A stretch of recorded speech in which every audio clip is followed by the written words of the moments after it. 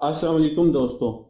दीन इस्लाम में जादू को हराम करार दिया गया है और इसे करने और करवाने वाला दोनों दोस्त ही हैं। जादू की बुनियाद चूंकि गंदगी पर होती है, इसलिए इसे करने और करवाने के लिए सबसे पहले अपना ईमान फरोख्त करना पड़ता है। आज की इस सबक आमोज कहानी में हम एक काला जादू करने वाले का अंजाम दिखाएंगे, जो कि एक सीनियर डॉक्टर ने बयान फरमाया है। हम इस कहानी को डॉक्टर की ज़बानी लफ्ज़ ब लफ्ज़ सुनाएंगे। डॉक्टर साहब कुछ यूं बयान करते हैं कि हमारे पास एक मरीज को आईसीयू में लाया गया।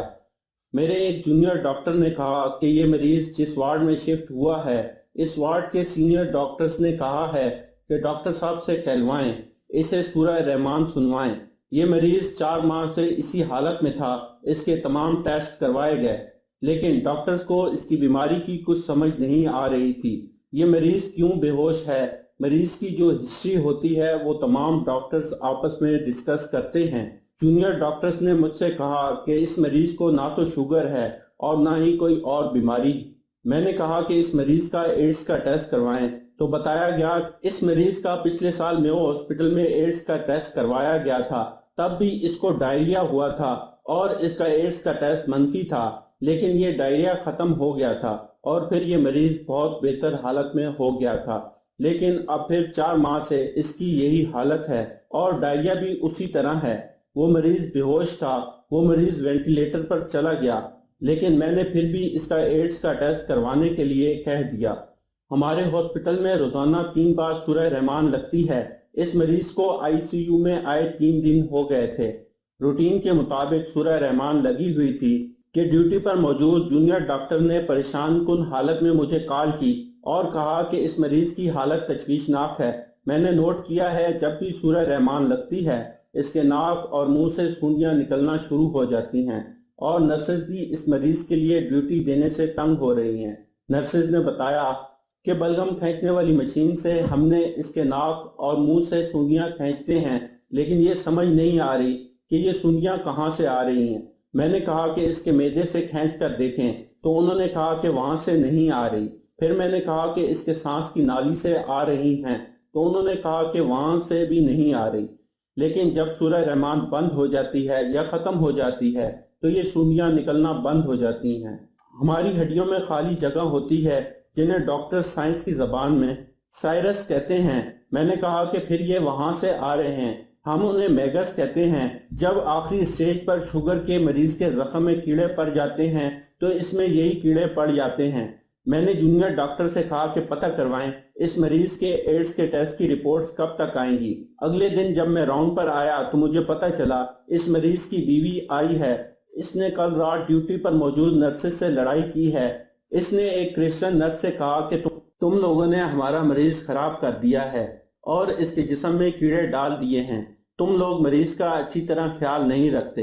वो औरत अनपढ़ थी, उसने काफी शोर मचाया और कहा कि मेरा शोहर बिल्कुल ठीक था। तुम लोगों ने 3 दिन के अंदर इसके जिस्म में कीड़े डाल दिए हैं। ड्यूटी नर्स ने इस औरत को दूसरे मरीज जो आईसीयू में थे उनके पास लेकर गई और कहा, अगर हमारी वजह से तुम्हारे शोहर में कीड़े पड़े तो बाकी मरीजों के जिस्म में भी कीड़े होते।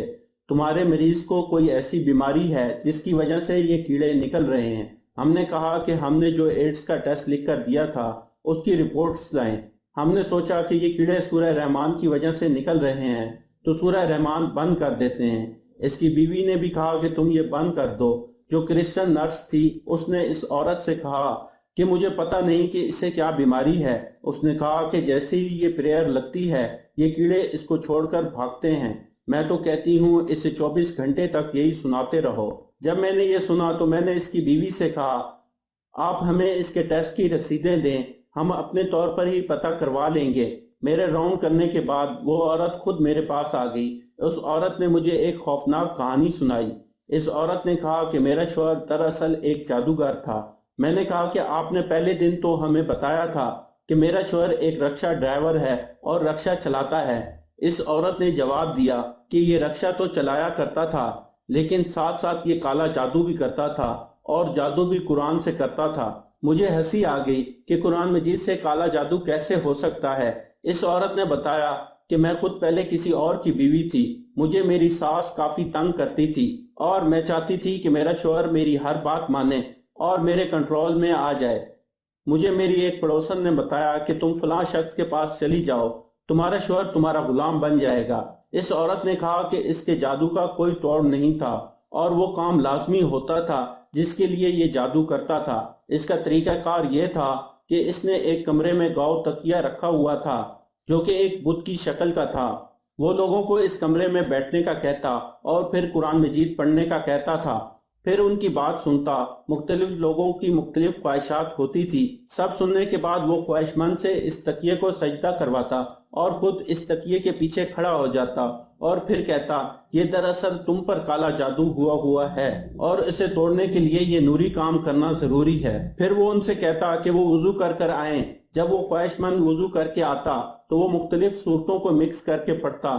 ایک دو بار پڑھنے کے بعد وہ کہتا کہ کام ہو جائے گا اور حاجت مند سے کوئی پیسے نہ لیتا، لیکن جو لوگ اپنا کام کروانے کے حوالے سے بہت دیوانے ہوتے ان سے کہتا کہ اس میں کافی رسک ہے اور جان کا خطرہ ہے، اس میں کافی پیسے بھی لگیں گے اور تمہیں بھی میرے ساتھ اس عمل میں شریک ہونا پڑے گا، لیکن تمہارا کام ہو جائے گا۔ یہ شخص عورتوں اور جوان لڑکوں کے ساتھ غلط کام کرتا تھا، پھر انہیں اپنا گند کھانے پر مجبور کرتا اور پھر عربی کے کچھ الفاظ پڑھوا کر کہتا کہ یہ مکسچر اور گند ہنڈیا پکاتے وقت اپنے شوہر کو کھلا دینا۔ اس عورت نے کہا کہ میں نے یہ سب اپنے شوہر کے ساتھ ایسا ہی کیا۔ بقول اس خاتون کے میرے شوہر میں کوئی تبدیلی نہ آئی اور مجھے اور زیادہ مارنا پیٹنا شروع کر دیا۔ مجھے بار بار اس شخص کے پاس آنے کی تڑپ ہوتی تھی، پھر میں نے اس کے پاس ویسے ہی آنا شروع کر دیا اور پھر اس نے کہا کہ میں نے تم سے شادی کرنی ہے۔ میں اپنے شوہر کو بتائے بغیر اس کے پاس آ گئی۔ میں اس کے پاس 6 ماہ رہی اور پھر اس نے کہا کہ ایسے ہی رہنا پڑے گا۔ اس نے مجھ سے کہا کہ ہمارا نکاح ہو چکا ہے۔ اس نے کہا کہ ہم دونوں کی رضامندی ہی نکاح ہے۔ اس کے بعد اسے ڈائریا ہو گیا۔ وہ عورت کہتی ہے کہ ڈائریا ہونے کے بعد جب ہم میو ہاسپٹل میں تھے اور ہمیں 4 ماہ ہو چکے تھے تو اس شخص کا بہت برا حال تھا۔ ایک دن مجھ سے کہنے لگا کہ میں اللہ سے توبہ کرتا ہوں، اللہ تعالیٰ میری جان بخشی کر دیں، میں رکشہ چلا کر اپنی باقی زندگی گزارنا چاہتا ہوں، اور مجھ سے کہا کہ ہمارا نکاح نہیں ہوا اور تم واپس چلی جاؤ اور اپنے شوہر سے طلاق لے لو۔ میں اپنے شوہر کے پاس واپس گئی تو اس نے دوبارہ مجھے مارا پیٹا اور کہا کہ میں تمہیں طلاق دے چکا ہوں۔ خیر، میں 48 گھنٹوں بعد واپس میں ہاسپٹل آئی تو اس کا پیٹ ٹھیک ہو چکا تھا اور وہ اپنے پیروں پر کھڑا ہو چکا تھا۔ 10-12 دن بعد ڈاکٹر نے اسے چھٹی دے دی۔ اس کے بعد یہ مجھے لے کر ایک مسجد میں چلا گیا جہاں ہم نے نکاح کیا۔ اس کے بعد یہ رکشہ چلانے لگا۔ اس نے کافی محنت کی اور ہم حلال رزق کھا رہے تھے۔ یہ بالکل ٹھیک تھا، لیکن دنیا بہت ہی ظالم ہے۔ اس کی شہرت کافی دور دور تک تھی، لوگ اس سے اپنا کام کروانے کے لیے آتے تھے، لیکن یہ ان سے کہتا کہ میں نے یہ کام چھوڑ دیا ہے۔ اب پھر اس کے پاس ایک لڑکی آئی جو بہت خوبصورت تھی۔ وہ بہت روئی۔ اس کا جو بھی مسئلہ تھا اس نے اس شخص کو بتایا اور پھر اس نے وہی کام اس لڑکی کے ساتھ شروع کر دیا۔ میں اسے کافی منع کرتی تھی، لیکن ڈاکٹر صاحب اس سے کافی پیسے بھی آتے تھے۔ اس کے بعد اب 4 ماہ سے اس کی یہ حالت ہے اور اب یہ بے ہوش ہے۔ اب میں اللہ تعالیٰ سے توبہ کرنا چاہتی ہوں کہ اللہ مجھے معاف کر دے، اس کا تو پتہ نہیں کیا بنے گا۔ اور پھر وہ عورت مجھ سے پوچھنے لگی کہ میرے شوہر کے جسم سے یہ کیڑے کیوں نکل رہے ہیں۔ میں نے اسے سمجھانے کی کوشش کی کہ اسے بہت زیادہ خون کی کمی ہے اور سائرس کے بارے میں بتایا۔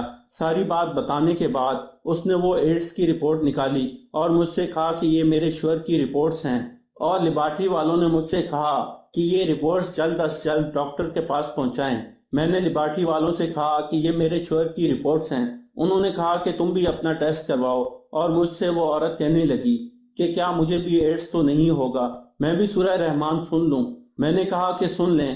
اس کے ایک دن بعد وہ مریض مر گیا اور آخر تک اس کے جسم سے کیڑے نکلتے رہے، اور جب بھی سورہ رحمان لگتی تھی ایسا لگتا تھا جیسے وہ کیڑے اس کے جسم کے اندر سے ابل رہے ہوں، اور وہ 1 یا 2 نہیں ہوتے تھے کہ انہیں پکڑ کر سائڈ پر کر دیا جائے، وہ کافی زیادہ تعداد میں ہوتے تھے اور انہیں سکر مشین کی مدد سے کھینچا جاتا تھا۔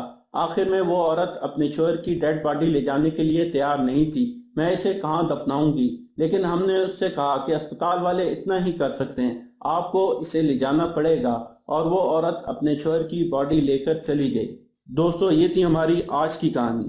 کمنٹ باکس میں بتائیں کہ آپ کو کیسی لگی، اور اپنے دوستوں کے ساتھ بھی یہ کہانی ضرور شیئر کریں، اور ہمارا چینل سبسکرائب کرتے ہوئے ساتھ موجود گھنٹی کا بٹن بھی دبا دیں۔ جزاک اللہ۔